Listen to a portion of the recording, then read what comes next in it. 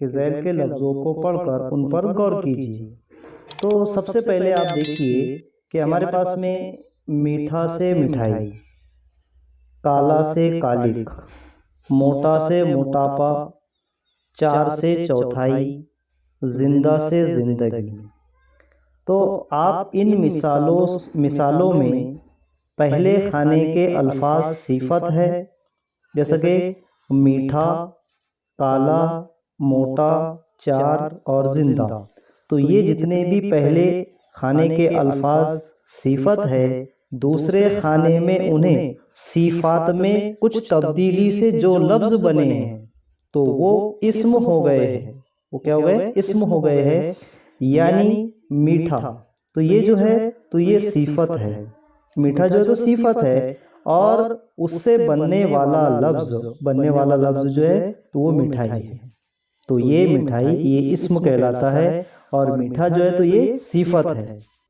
اب ان مثالوں کو دیکھیے، جیسے آنا سے آہٹ، آنے والا آ رہا ہے تو اس کی آہٹ کی آواز آتی ہے۔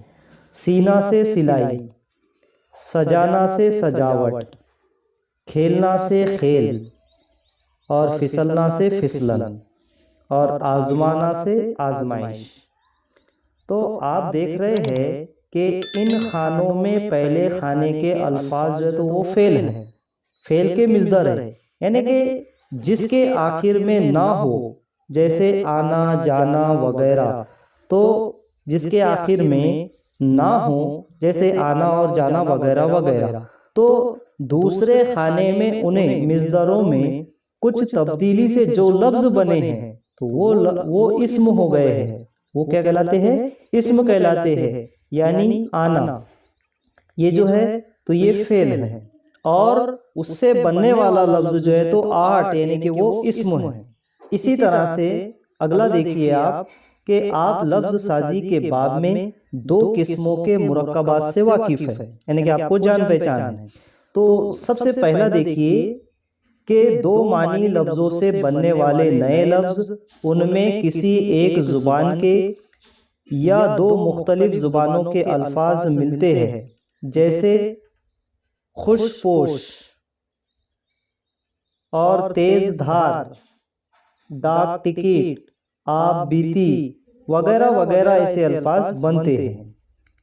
اسی طرح سے دوسرا ہے ہمارے پاس میں کہ مصدر کے امر کے بعد لاحقوں کے اضافے سے، جیسے آنا سے آہٹ، سجانا سے سجاوٹ، فرمان سے فرمائش وغیرہ وغیرہ۔ تو اب اگلا دیکھنا ہے ہم کو تصریف کا عمل کیسے واقع ہوا۔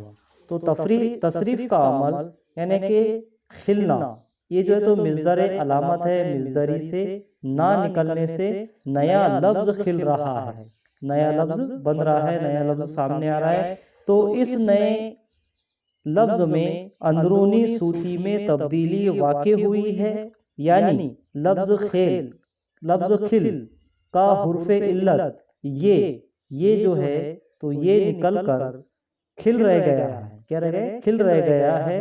تو جس کے بعد میں اڑی کی آواز کا اضافہ کیا گیا ہے، اڑی کی لفظ اضافہ یعنی کہ نیا لفظ بنا کھلاڑی۔ تو اسی طرح سے کھل کے بعد واڑ کا اضافہ، کھل کے بعد میں واڑ کا اضافہ کرنے پر ایک اور لفظ کھلواڑ سامنے آیا ہے۔ تو اسی طرح اندرونی صوتی تبدیلیوں سے لفظ سازی کو داخلی تصریف، اندرونی بدلاؤ کہتے ہیں۔ تو آپ دیکھ رہے ہیں جیسے جلنا سے جلن اور جلان، ایسے الفاظ جو ہے تو بدلتے رہتے ہیں، بنتے رہتے ہیں۔ مردہ پہلا ہے ہمارے پاس مردہ، مردار اور مردگی۔ تو اسی طرح سے ہم کو یہ دیکھنا ہے کہ اردو میں بہت سے عربی الفاظ بھی شامل ہیں جو اسی طرح داخلی تصریف سے بنتے ہیں۔ تو ان کے بارے میں آپ پڑھ چکے ہیں۔ مثلا یہ ہمارے پاس میں مثال کے طور پر دیا گیا ہے کہ پہلا ہمارے پاس میں کتاب، کاتب، مکتوب، کتبہ، مکاتب اور مکاتب۔ تو اس طرح سے ایسے الفاظ جو ہے تو ہمارے اردو میں بہت سے عربی الفاظ بھی شامل ہیں جو اسی طرح داخلی تصریف سے بنتے ہیں، تو ان کے بارے میں آپ تمام معلومات پڑھ چکے ہیں۔